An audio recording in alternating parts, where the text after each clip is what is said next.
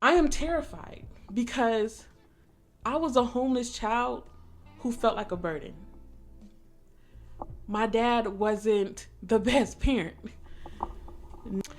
Hey y'all, welcome back to my channel. If you are new here, I'm Jakayla and this is Becoming Herrss. Today we're going to talk about something I recently have been, I don't want to say re-experiencing, but something that really has came up a lot lately. At the time that it did happen, I didn't really have the language for it, but I definitely do now, and I know how to describe it or talk about it. So, being parentified, being someone's mother before you even have kids of your own, being everything to everyone and nothing to yourself is something I feel like black women have dealt with growing up.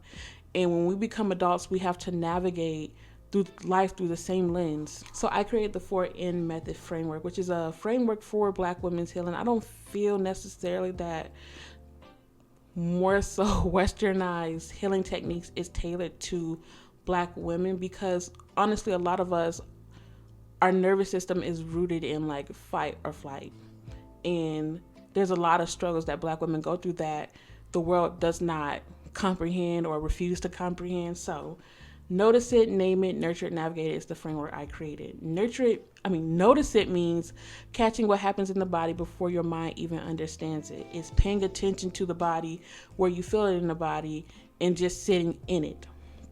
Name it means calling it exactly what it is. We're not watering down, we're not tiptoeing around it. We're giving it the name, the rawest name, or a sentence that actually describes it. And like I said, we're not watering it down. Nurtured is the connection between the mind, body, and soul. It's nurturing each of those on a soul level without rushing to fix whatever you have noticed or named.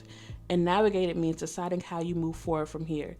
It is all of the ends. Notice it, name it, nurture it, and applied action. How you move forward. I have a free guide for this method linked below if you want to do the full breakdown. Today we're going to go over the first three, and the next week I think I want to do navigate. Just depends if I want to put navigate in this video. I don't know. So the other day I was just like randomly doing my laundry at night, walking in the kitchen through the dark, like walking in the kitchen in the dark. And I was thinking like, dang, I have this weird sense of innocence with the world. Like I'm an adult, I'm 27, so it's not like a kid like innocence. It would be this innocence like I'm a grown woman. And then I'm sitting like I'm thinking more and I'm thinking more and I'm thinking more. And I'm just like, I can't remember the last time I have never not been an adult. When I was growing up, my family and I, we were homeless a lot. Like we struggled a lot. We didn't really have much of anything.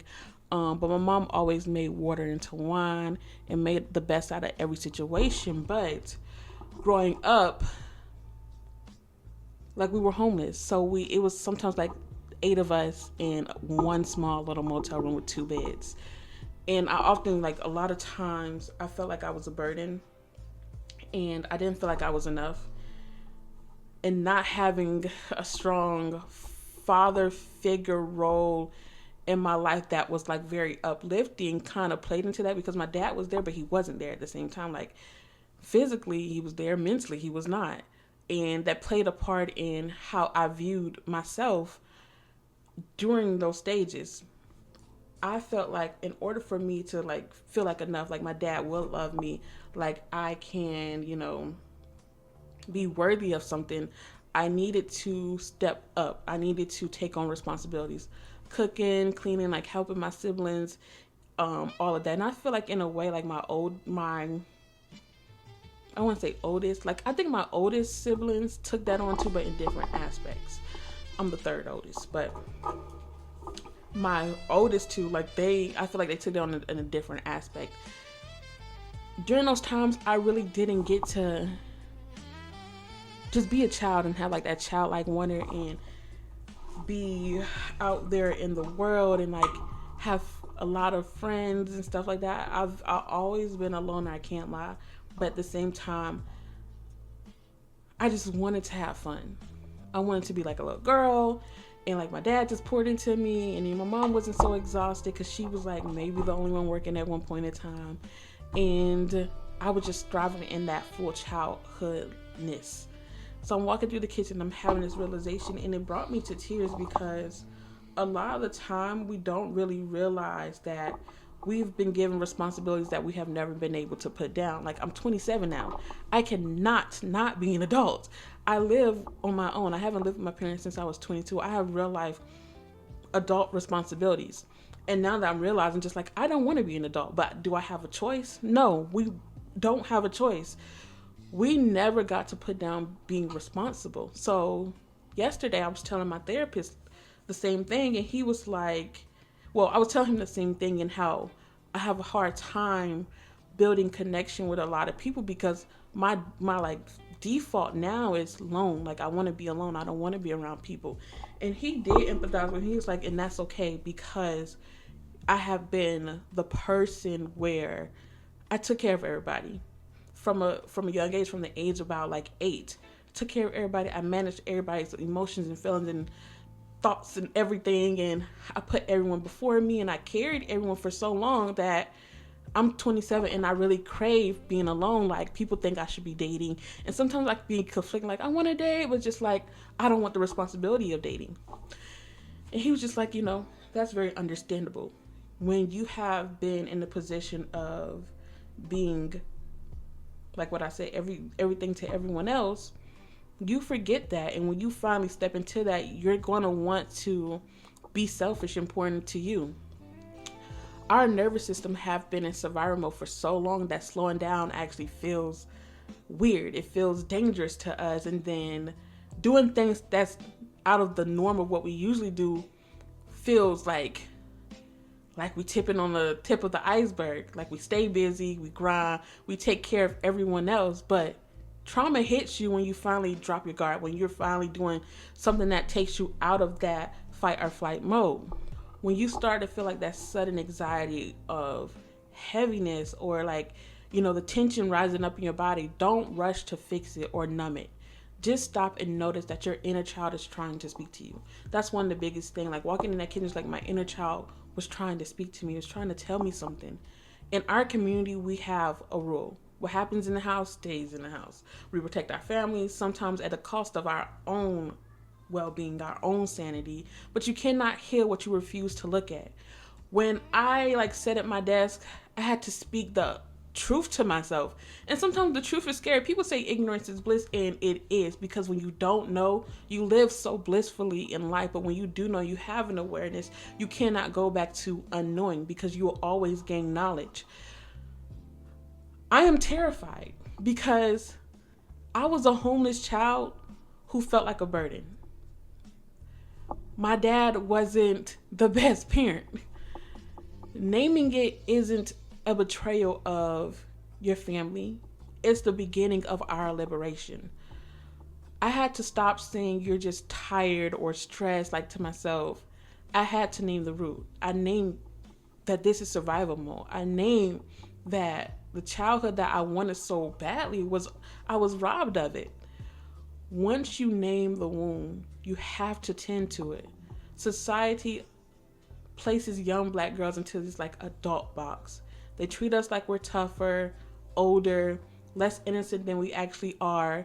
But when you're just a little girl, you don't deserve to feel like a burden. You don't deserve to feel like you can't be a child. You don't deserve to feel like you are being parentified or adultified or considered less than your other peers. In this step, you stop beating yourself up for being scared, and you pour into that little girl. You mother that little girl. You reparent the little girl who survived. I had to look back at myself in that motel room and tell her, girl, that was not your fault. You deserve space. You deserve protection. You deserve love. You deserve to feel like you were enough.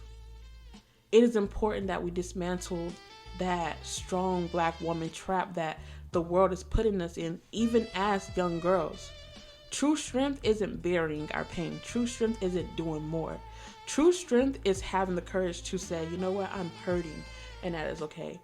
I didn't get to experience this, and that is okay. True strength is noticing yourself, acknowledging yourself, and sitting with yourself, and then pouring all that noticing, acknowledging back into yourself with love and understanding. From a very young age, Black girls are conditioned to be resilient, to absorb trauma, to make it work without complaining. When you're living in a tiny motel room with your family, you learn to suppress your own needs so you don't stress your parents out further than what they already got going on. Hyper independence is a trauma response. You don't have to carry the weight of the world on your shoulders anymore. You are allowed to be soft, to be a little girl. You're allowed to be tired. You're allowed to be vulnerable, especially in your healing. It is important that we also reclaim the childhood we were robbed of. We're not burdens. Systems and circumstances around us were just too heavy for a child to carry. Society often adultifies Black girls, viewing them as older, less innocent, and more resilient than they actually are. When a young Black girl experiences homelessness, she doesn't just feel poor. She often internalizes the idea that her very existence is a financial and emotional burden to her struggling parents. You deserve to be carefree. You deserve protection, privacy, and peace. It is your birthright. When I say every day I have to tell myself this is what I deserve, and I'm safe to have it. This is our birthright, to rest, to play, to have fun, to enjoy, to bask, to be in the moment, to make up for the years we spent trying to survive. Healing isn't a straight line, and it doesn't happen when you're completely put together. Sometimes it happens in the dark, over a basket of laundry, walking to the laundry room, washing some dishes, sitting with yourself, drinking coffee. It happens at the most rarest moments. I feel like a lot of Black women will realize this and be like, let me push this to the side. Well, I can't do nothing now. Want to fix it, hurry up and fix it, but we notice it. We notice how it makes us feel in the body. Then we name that feeling. We give it a name, a sentence, not sugarcoating, not watering down, and then we nurture it. We pour back into ourselves. We give ourselves everything we need on a mind, body, and soul level, and then we navigate. How can I apply what I know now to life? I know I didn't get the childhood that I wanted. So what can I do now? For me, y'all, I'm getting a Barbie Jeep. When I was younger, I know this is random. When I was younger, I always wanted a Barbie Jeep, and I had a Barbie Jeep, but it didn't work. And nobody in my family remembers this Barbie Jeep except for my oldest brother and I had a Barbie Jeep and it didn't work. So I always would get those Toys R Us little magazines they send in the mail and be like, oh, I just want this Barbie Jeep, and I'll circle it and I'll circle it. Now I know my big ass cannot get in a Barbie Jeep, but I'm going to get it because I know that would make my inner child happy. I'm smiling now because I just I know it would make me the most happiest. I know it will make me feel like that kid again. Will I get into it? Probably. Will I be stuck in it? Maybe. Will they have to call the fire department? Most likely. But that's not going to stop me. I'm going to do something, buy myself something, or pour into the little girl in me the best way I know how. And it's writing down, what do I need? What does she need? She needs love. She needs to know that she's enough. She needs to feel that childhood wonder sometimes. I'm 27. I cannot not be an adult, but I can pour into the little girl that never got to be a child. So I want to leave y'all with this question to sit with today. What's one thing your inner child never got that you could give her today? Comment it down below. Respond to someone else's in the comments. I read everyone's and I'll try to respond. But if you have not got my free 4M method guide, link is in.